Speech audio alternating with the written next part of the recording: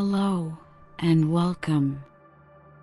Tonight, you're invited to leave the busy world behind and step into a place of softness, wonder, and quiet magic. A place where the moon glows a little brighter, where the stars whisper ancient secrets, and where every breeze carries the sweet scent of night-blooming flowers. So, settle in. Get comfortable. Let your body grow heavy. And let your thoughts drift like clouds across a moonlit sky. Tonight, I'll be telling you the story of a hidden valley, a glowing garden, and a gentle star keeper who watches over the night. A story filled with shimmering flowers, sleepy stars, silver streams, and a little golden light that must learn how to shine. So, close your eyes if you'd like. Take a slow, easy breath in and out. And now, let us begin. Far beyond the hills, where the world grows quiet and the air smells of jasmine and fresh rain, there lies a hidden valley. A valley that appears only beneath the moon. By day, it cannot be found. It rests behind curtains of silver mist, tucked away beyond fields of whispering grass, where no ordinary path can lead. But each night, when the moon rises high into the velvet sky, the valley awakens. Flowers slowly unfurl their shimmering petals. Tiny lantern bugs float through the air like drifting stars. Crystal streams hum soft lullabies as they wind through emerald moss, around smooth stones, and beneath arching roots. And in the very heart of this enchanted place stands a garden unlike any other. It is called the Moonlit Garden. Every flower there glows with its own gentle light. Pale blue roses shimmer like morning frost. Silver lilies gleam like polished pearls. Golden daisies sparkle as though tiny pieces of sunlight have been tucked into their petals. The trees are tall and graceful, with branches like spun glass. And whenever the breeze passes through them, they chime softly, like distant bells carried on the wind. Nestled among these magical blooms is a tiny cottage made of white stone. Its roof is covered in moonflowers, which open only at night, filling the air with their sweet, calming fragrance. And there, in that little cottage, lives a young girl named Alara. Alara is known throughout the valley as the Star Keeper. Each evening, just as twilight paints the sky in shades of lavender, rose, and gold, she steps out into the garden carrying a small silver lantern. Her cloak shimmers like dew in moonlight. Her hair catches the starlight, glowing softly as she walks. And her footsteps are so light that even the sleeping flowers do not stir. Her task is a special one, a magical one. For sometimes, when stars grow tired from shining all night long, they drift gently down from the sky. They settle among the flowers. They rest beneath leaves, or curl up in soft beds of moss, their tiny lights flickering sleepily. And when they do, Alara finds them. She gathers each little star with great care, cradling it in her hands as though holding something impossibly precious. Then she places it inside her silver lantern where it can rest safely. As she walks, she hums an ancient lullaby, one that has been passed down through generations of star keepers. A song so soft and so old that even the wind seems to pause and listen. Then, one by one, she returns the sleepy stars to the heavens. And as each one rises back into the night, it twinkles a little brighter, as though whispering its gratitude. Alara loves this work. It fills her heart with peace. And every night, the stars seem to sing back to her in their own sparkling language. One particularly quiet evening, as silvery mist curled along the garden paths, Alara noticed something unusual. Near the roots of the oldest willow tree, hidden beneath a cluster of glowing violets, was a faint golden light. She knelt down slowly and gently parted the flowers. There, curled up like a sleeping kitten, was the smallest star she had ever seen. Its glow was warm and honey-colored, softer than candlelight, gentler than dawn.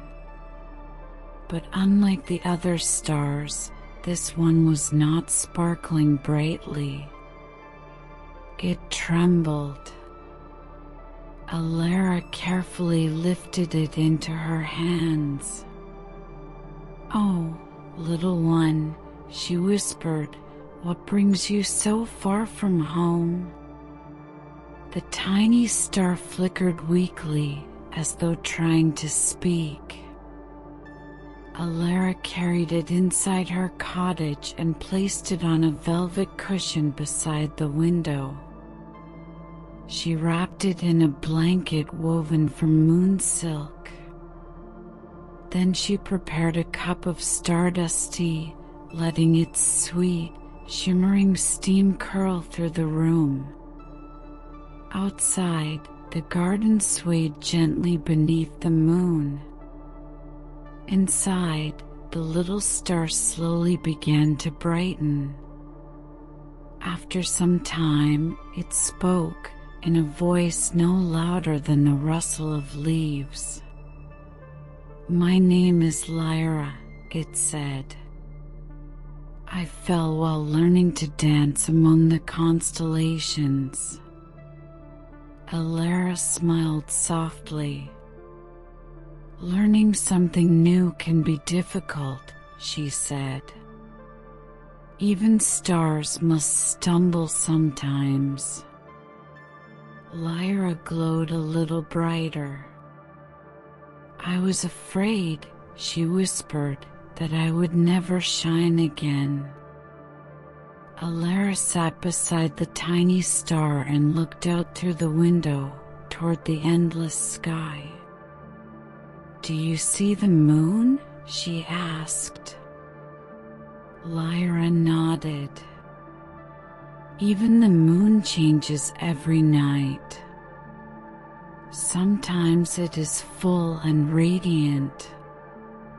Sometimes it is only a slender crescent. And sometimes it seems to disappear altogether. Yet it is always there, always beautiful, always enough." The little star was quiet for a long moment. Then it gave a warm, hopeful flicker. For the next several nights, Lyra stayed in the moonlit garden. By day, she rested among the moonflowers, nestled safely in their glowing petals. By night, Alara showed her all the wonders of the hidden valley.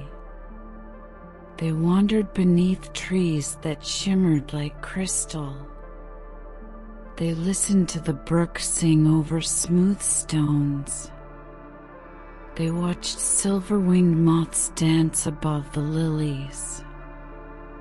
And sometimes they simply sat together in the quiet, listening to the soft breathing of the world.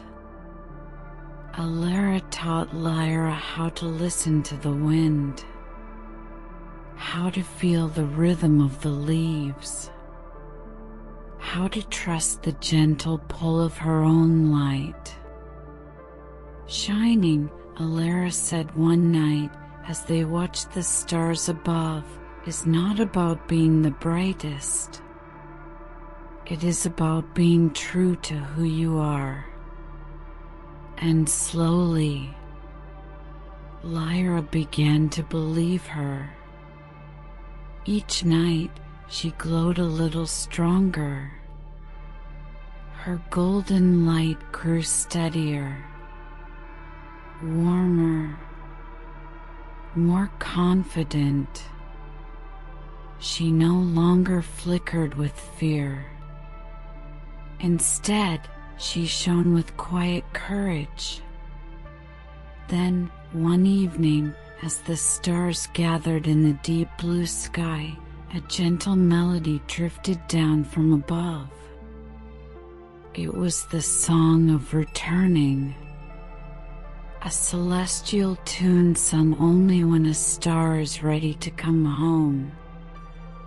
Lyra floated up from the garden, her golden light sparkling brighter than ever before. But before she left, she hovered in front of Alara. "I am no longer afraid," she said. Alara's eyes shone like moonlit water. "That is because you discovered something very important." "What is that?" asked Lyra. Alara smiled. "That your light was never lost. It was simply waiting for you to trust it." At that, Lyra glowed so brightly that the entire garden shimmered in response. The flowers sparkled.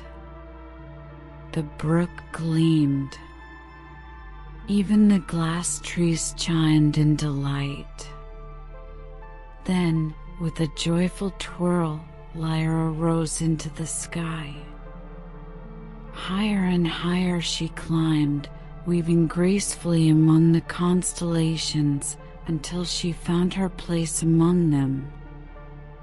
And there she shone, a small golden star, warm, steady, radiant, dancing with newfound confidence. From that night on, whenever Alara looked up, she could always spot Lyra. Not because she was the brightest star in the sky, but because her light carried a special warmth, the kind that comes from courage, kindness, and believing in oneself. And on especially quiet nights, when the wind was still and the moon hung low, Lyra would send down a single golden beam of light. It would land softly in the moonlit garden, a silent thank you. Alara would smile, lifting her silver lantern as the flowers swayed around her.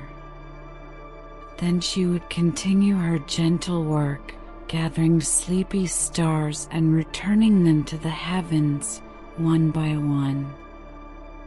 And the moonlit garden would glow on through the night, peaceful, magical, filled with wonder, a place where lost things are found, where tired hearts can rest, and where every star, no matter how small, can learn to shine. So, If you ever find yourself awake beneath a moonlit sky, look carefully among the stars.